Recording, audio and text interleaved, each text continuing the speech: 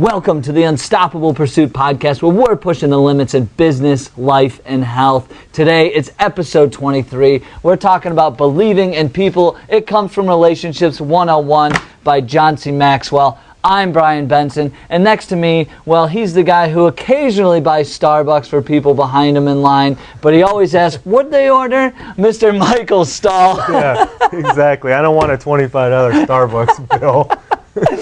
He wrote a book called Dominate Your Day. He's going to read out of it. You know how we start this podcast by now, peeps. So we are getting into it. Check it out at michaelstull.com if you want your copy. It's a great New Year's gift. The reason I chose this one is because, being that it's going into the new year, I thought, I'm sure there's probably some things that we need to let go of. And we actually talked about this before we actually went live on this segment, of some things, cutting the baggage, possibly saying no to some things that just truly don't align with your heart. So with that being said, letting go could be one of the hardest things you ever have to do in your lifetime. As you read that first sentence, you probably were already thinking of something in particular that comes to mind, whether it is a relationship, business adventure, or self-inflicted guilt from the past. You know in your heart of hearts that it needs to go. You need to let it go. Finding the courage to do so will take some of the deepest strength you can find, but trust me, it'll be worth it. Don't try to change the past. It's part of who you are. And just try to stay positive moving forward into 2017. And at the bottom it says, perspective, looking back with 2020 insight, my most terrible experience also taught me ... something to think about heading into 2017. No, I love it. And since this is the last episode before the new year, I think it's so appropriate in everything that you said, because when you say yes to everything, you are, and what Mike and I talked about is, you are giving less percentage of 100 to the thing that you really love. That's right. You are not allowing yourself to push the thing that you want to grow to where it needs to be. So that's something we all need to think of, and we shouldn't be, saying yes to everything. We really need to keep that in perspective, and cutting out the baggage is just going to allow you to be a happier person, in my opinion. Yes. So. Yep, I agree totally. All right, so how to become a believer in people. This does come, again, from Relationships 101. It will be in the show notes. You guys can check it out by John C. Maxwell. It's a great, great book. So the first way to become a believer in people is to believe in them before they succeed.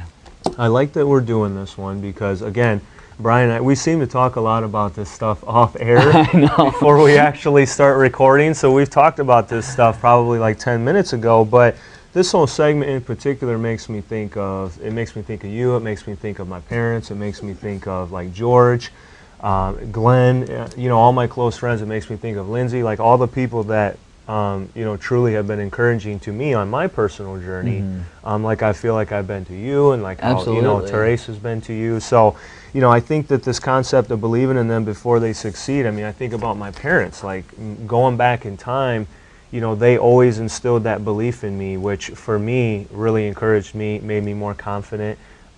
It helped me to kind of see my vision, you know what I mean? So, believing in them before they succeed, it's like, InspireLink is not where you want it to be right now. Right. But from my standpoint, like I am believing in you before InspireLink technically is like uber successful. You know what I mean? And I think that's like laying the foundation and the bricks, is believing in you before you get to where you need to be, because you need people in your corner. You need a circle of people that lift you up and believe in you, that are reinforcing your ideas, and maybe playing devil's advocate too, to your ideas, not always saying yes. We've talked about that in a previous segment. So I think this first one really is like laying the bricks in the foundation. Yeah, and you make a great point. Even at the bottom here, just to like build on that, is but when you believe in people, you water the seeds and give them a chance to grow, and it's exactly what you're saying. And when you believe in people, you are starting to build the bricks of their foundation, and that's why it's so important for you to do that. It's seeing the diamond in the rough. It's seeing that person like for what they are going to be, and when you do that, it changes their perspective, because a lot of times it takes just one person to say they believe in you for you to take it to the next level. And I think that if you could just believe in one person and tell them and appreciate them and show them that, look, I believe in you, use my belief, because sometimes it's hard to believe in ourselves from the very start. Yeah, like you said, yeah. like, you know, sometimes I look at what I'm doing with InspireLink and I go, am I even doing the right thing? Like, is it, you know, but then I have people in my corner that are like, dude, you're doing it, you got this, and then that allows me to use their belief to continue growing. Yeah, it's like fuel to the fire. And I want to read what he put in here. It says it's much tougher to believe in people before they have proved themselves, but that is the key to motivating people to reach their potential, which is really kind of the driving force behind this podcast. Yeah. You know, but there's going to be plenty of people that at first will say, are you really doing that? That seems like a far-fetched idea and stuff. And like even like Andy Frisilla, you know, posts on IG all the time, and he says those same people down the road will probably say, oh, that's awesome, that's really doing well now, like, oh, you know, like, are you hiring, like, stuff like that. And he says, you know, like, it's tough for people to believe in you from the very get-go, you know. So I think that shows a lot for the people that truly do believe in you long before you've ever succeeded. It kind of shows where their motives are. Yeah, you know what I mean? completely, bro. I love that. All right, number 2, how to become a believer in people. You need to emphasize their strengths. I mean, it's you know, this goes back to a podcast we had. I believe it might have been on leadership, but we did talk about people already know what they have done wrong. People already know their weaknesses. So why keep beating them down when you have an opportunity to focus on the strengths, not the weaknesses? That's so funny. But I saw that coming a mile away. But it's the truth, and the reality is, like, yes, it's and this will allow people to feel like it's okay that they maybe have some weaknesses, but they need to. If you put people in their positions where they're going to thrive, and you focus on their strengths and emphasize them, they're going to probably improve even some of their weaknesses too, because they're just going to be building up momentum in themselves, building up the confidence in themselves, and pushing themselves to a whole other level, saying, wow, look at how great I am at these strengths, but now I'm starting to improve other little parts of my life that I wasn't so strong. Yeah.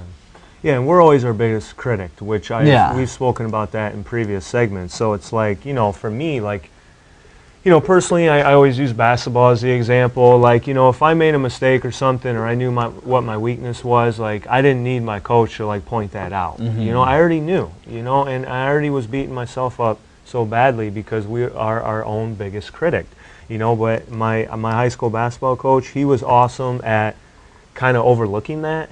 And he would say something very positive, like nice pass or great shot, or, you know, like, he would emphasize the positive.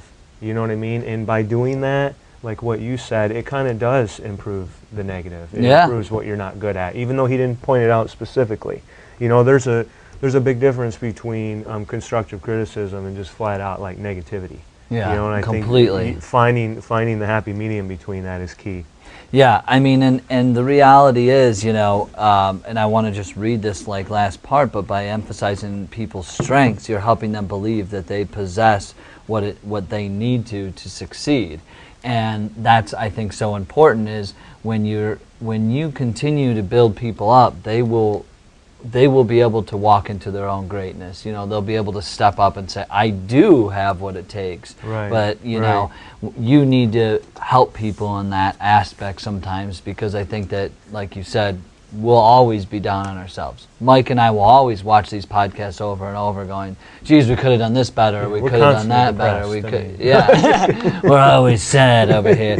No, but that's, you know, I think that that's just something that's very, very important. So. The one thing I want to add to this too is about not, like, you know, pointing out all the weaknesses, but really focusing on the strengths, is how to become a believer in people is to take gasoline and pour it on their fire. Absolutely. Like, I'm not going to sit here and point out a bunch of negative bullshit on InspireLink or, you know, whatever else that, like, I'm involved in, my book or whatever. Like, I'm going to pour gasoline on it to emphasize your strengths and to try to fan your fire and blow that up, rather than take water and try to put it out.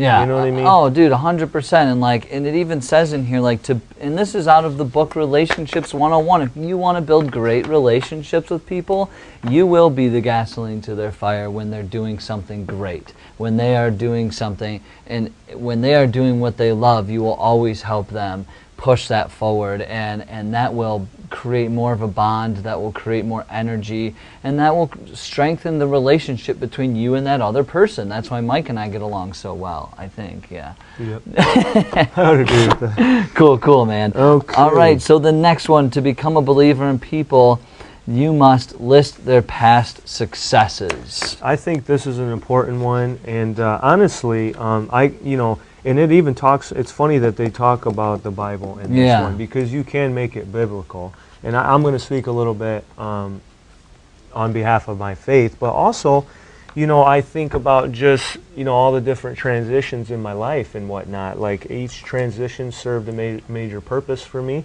I learned something from it, and I need to remember that, on the things that I have accomplished, that's like, pouring gasoline on the fire. I'm building upon each accomplishment, and it's like, I'm a momentum type of person. Yeah. So like, I like to build upon like past successes, and I remind myself like, oh, when my back was against the wall in this particular position, I found a way to work myself out and to rise up to that. So why can't I do that right now?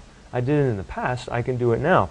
I think about, if you want to go on a deeper level, and we don't talk a lot about our faith on here, but if I think about all the different times where maybe I felt like my back was against the wall, and I prayed, and I'm like, Lord, I need you to give me some clarity and some guidance. Each one like happened in epic fashion. Like a prime example is like I put my house on the market at one point in time. I did not feel very good about it, so I pulled it off. I waited like 2 years, put it back on the market when I felt the time was right, and I sold my house for 50 grand over the appraised price. So I look back at all the times where I know, God definitely placed His hands on my path, and it was like in epic fashion. So why wouldn't it happen now? Yeah. I couldn't have said it really any better. The one thing I would just say, and this is something that I do on a consistent basis that maybe you guys can put in your lives if you think it's helpful, but visualization.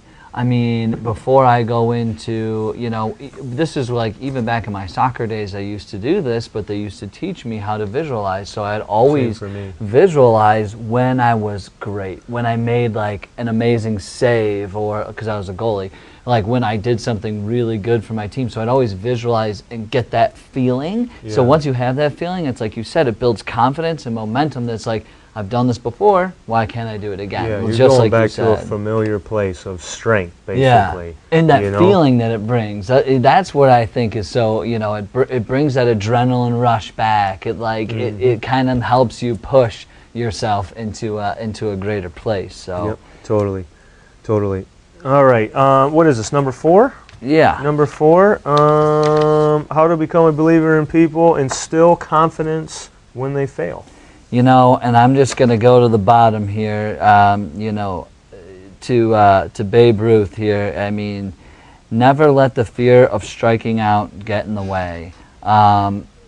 Babe Ruth had not only the home run record, but he also held the strikeout record. Yeah, that's awesome. And to me, that is, instilling confidence in people when they fail. Nobody probably looked at the great Bambino and was like, okay, you suck, man, you keep striking out, blah, blah. Yeah. They were probably like, keep swinging for the fences because you can hit home runs. Like, you hit home runs. Like, keep getting up there, keep swinging. People instilled confidence in him to let him get up there and do his thing. It's like, I always think about even when, I think it was like Carmelo Anthony, or even when Kobe Bryant or any of them, like they always say like, oh man, we knew he had it. If they were just like hitting iron or throwing up bricks the whole time, the whole team continues to say like, keep shooting, just shoot it out, yeah. You'll get it, man. We have faith in him. Exactly. So that, and then eventually they end up scoring 30-something points that game or something. But there was never a lack of confidence instilled from the outside, from people if they all say like, dude, you're having a really bad game, you know, LeBron or whatever, right. like just stop shooting. You're the greatest bro. player in the world, like ever, but just like chill. You know? Don't shoot anymore. Like they don't say that. No, you know, they continue to instill confidence, and you know, I think that is one of the biggest things that you can do for anybody, because you know that's when they'll realize, you know, that they do have it in them, and then it goes back to even that point just before. They'll remember when they did hit a home run, did make every shot they took and stuff, and then they'll start building in that confidence. But I just think that that's so important. When somebody's down and out, you need to push forward and say, you can do this. Remember that time, like, dude, you can crush this, and don't let them get down on their failures, because it goes back to the critic thing. We'll always get down when we strike out, when we don't do so well. But if you can be in their corner, pushing them, just like Mick did with Rocky 3, I think, you know, knock his block off, Rocky, like, you know what I mean, like. But classic.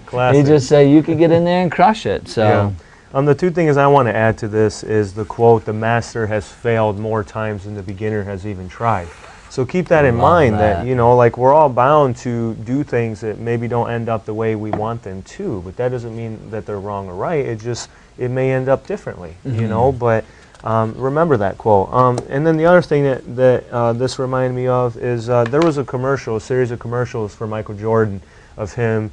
It was an awesome commercial, and it was of him talking, and he was walking into the arena, and he said, like, you know, at the time, he said, I've been given the ball and trusted to win the game 27 times in my career.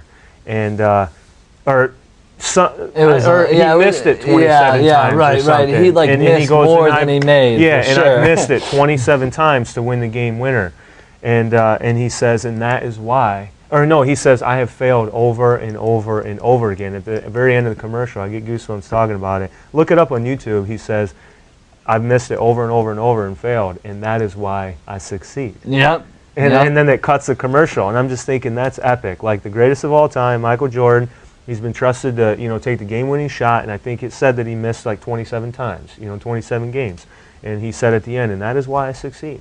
You know, like, those don't mean anything when you got 6 NBA championships and, you know, you're averaging over 30 a game for your career. Yeah. You know? Fail your way to success. It's the only way to success. You have to fail.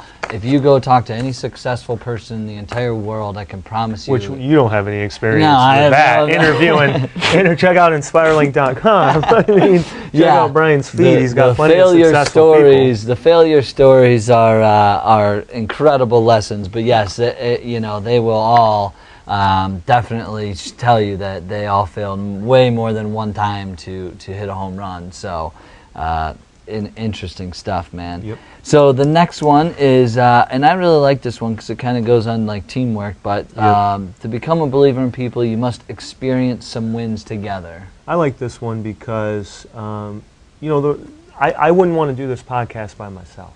You know, I think the whole goal of doing this podcast was so that we could team up, we could pursue what we want to do as far as helping and inspiring and motivating people, but like, I want to win together on this. You know what I mean? Like, if you win by yourself on this, Brian, I'm going to be really resentful and probably hate you for life. I'm just kidding.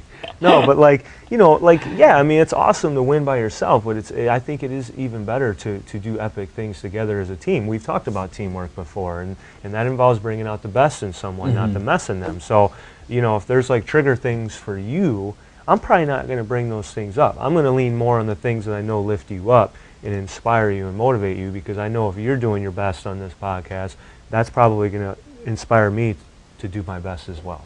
Yeah, I mean, I totally agree with you, man. I mean, and like it's funny because, you know, if I was doing this by myself, I love the fact that I get to go to Mike and be like, oh my gosh, we broke well over 100 downloads this month. Like, that's a big deal. Like, for us, as we're just starting out 23 episodes in.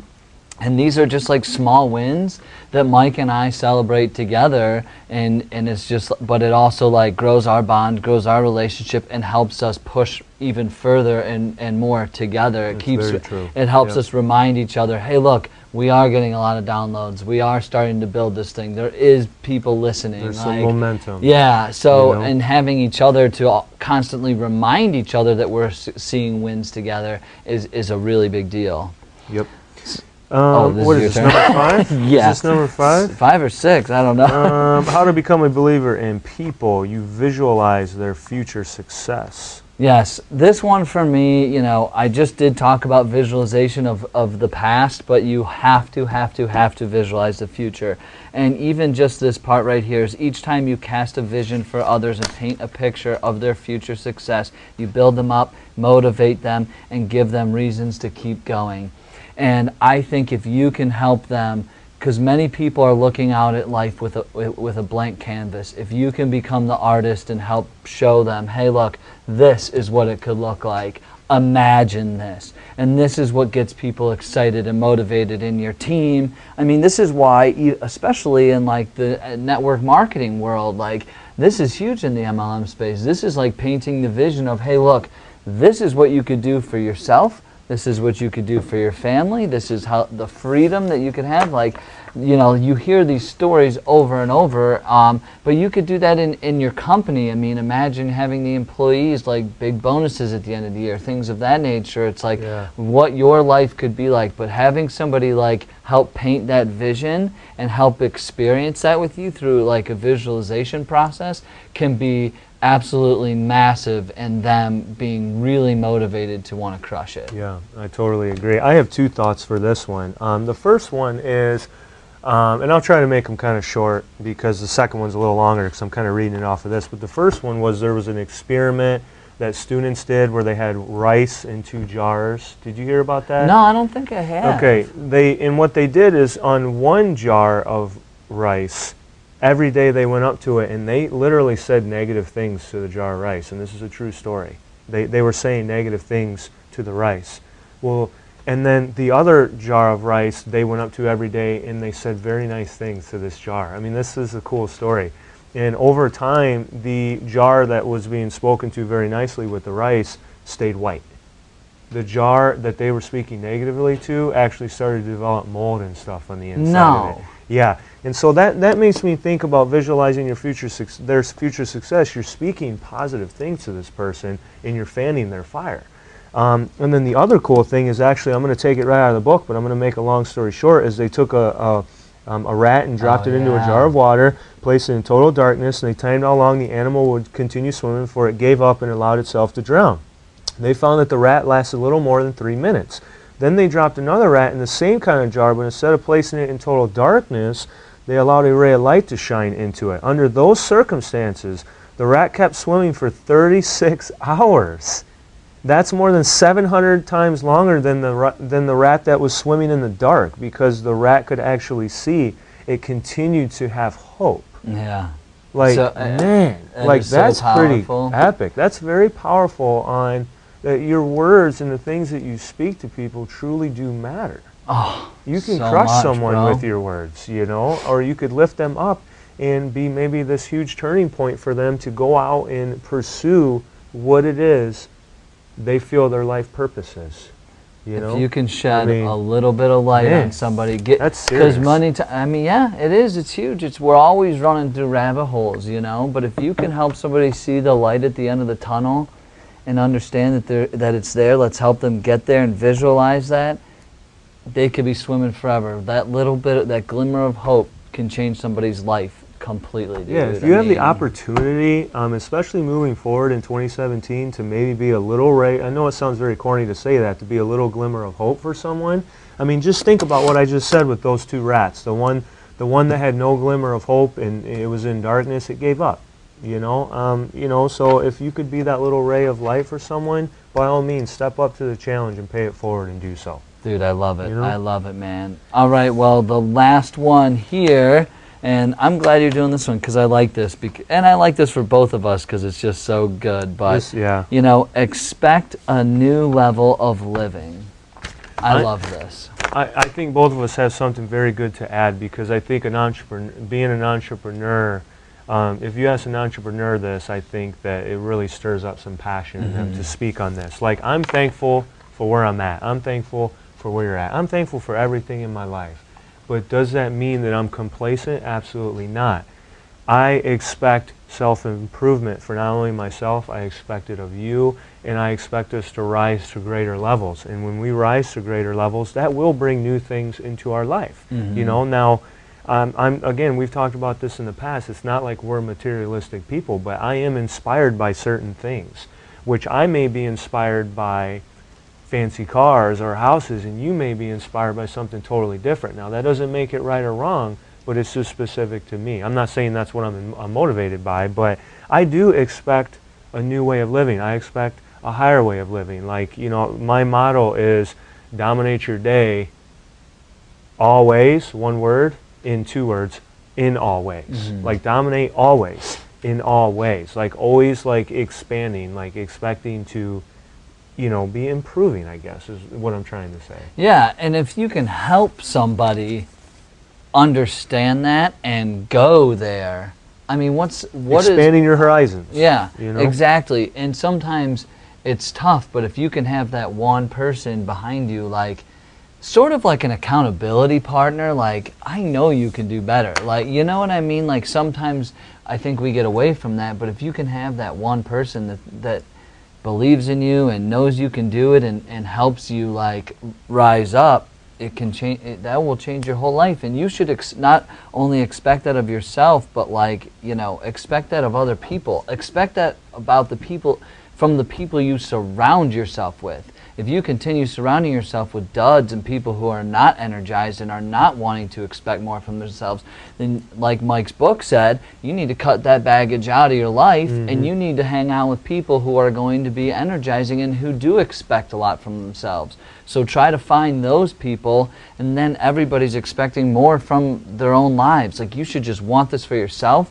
but you should always inspire others to expect more for their lives. I mean, the mediocrity, it's a disease in my opinion, you know, and people need to, you know, if you are totally happy, that's fine, but I would say 99% of people aren't happy, but they just accept it instead of expect to live a new level of, you know, to rise to a new level. And but sometimes they don't have the person next to them saying, like, Brian, all right, I know you can do better. Mike, stop slouching in your chair. You know, yeah. But you know what I'm saying? Right. Like, I expect more than that, and you expect more than that of me. So we always have to put our best foot forward. And I'm telling you, if you watch or listen, and I know I bring him up all the time, but I just think he's one of the greatest leaders in sports, is LeBron James.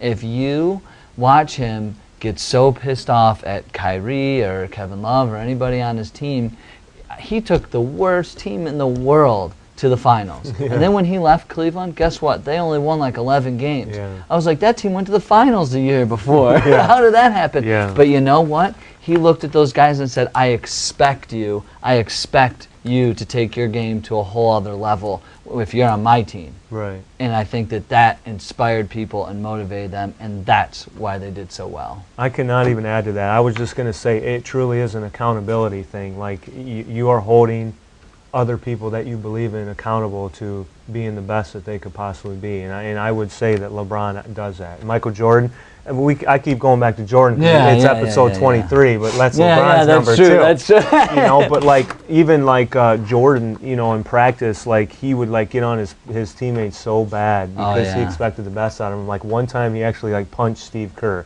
in the face. Like, in practice, he was so mad, you know, like, so that I'm not saying that, like, Brian's going to punch me when we get off this episode. Oh, like, no, he's a little bit bigger than me. Mike, if you don't sit up in your chair, I'm going to smack you silly. But no, it is. It's an accountability thing, and, you know, you got to hold people. Like, I hold you to a higher standard because I know what you're capable of. And I have to live up to that, and I have to. There's only, and Mike, and you're the same. I mean, we just have to live up to that because that's what people expect of us. So, like, right now, you are that rat, and I am shining the light on you, bro, and you are going to swim for 700 times longer because there is a glimmer of hope. Hell yeah, man. I love it. I love it.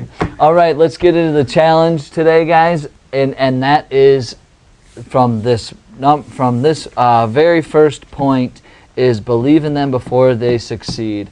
I want you to find a diamond in the rough. I want you to find somebody that you see so much potential in, and I want you to help them visualize and build upon that potential to make sure that they have more opportunity, someone to believe in them, some accountability, and help them rise to that next level. Because I think that we always look at the guy or the girl who is crushing it and we root them on and we do this, but we need to start finding the people who have the potential and bring the best out of them so they can walk into their greatness with us. I love it. I love it. And the health tip, obviously everyone's into New Year's resolution goals this year, and I think that sometimes it can get a little overwhelming because let's say, you know, not everyone's like this, but let's say you wanted to lose 100 pounds. Let's say you were 100 pounds overweight, and in 2017 you wanted to lose that 100 pounds. And instead of saying, oh, I'm going to lose the 100 pounds, I think it probably a little bit more feasible to break it into manageable chunks. So I would say maybe just set like smaller goals in regards to the losing weight and say, you know, the first quarter of 2017, I'm going to try to drop 25 pounds, you know? And then for the second quarter, say you're going to drop another 25 pounds. So don't try to do it all at once and overwhelm yourself. The saying, how do you eat an elephant? You eat it one bite at a time. I think that's very true for your health and wellness goals going into 2017. So don't be afraid to set lofty goals. Set a main, you know, epic goal that you want to go after, but divide that epic goal into manageable chunks. I love it, man. I think that's awesome. All right, ladies and gentlemen, thank you guys for joining us so much. Thank you for all the livers. Thank you for listening. Please check us out on Instagram. Please check us out on Facebook. But most important, check us out on iTunes. Subscribe, rate, and review. Please, please, please. We are working to get in the new and noteworthy. We are so, so close. I know it. I can feel it. Our downloads are getting bigger and better every day, but it's because of you guys that keeps fueling us. Yes. The people on the other end of this who listen to us, who subscribe to us, who watch us, you are putting that ray of sunshine in our lives, so we see there is a glimmer of hope, and we're going to keep pushing forward for you guys. So thank you so much. We appreciate you. We love you, and we'll catch you all on the next episode.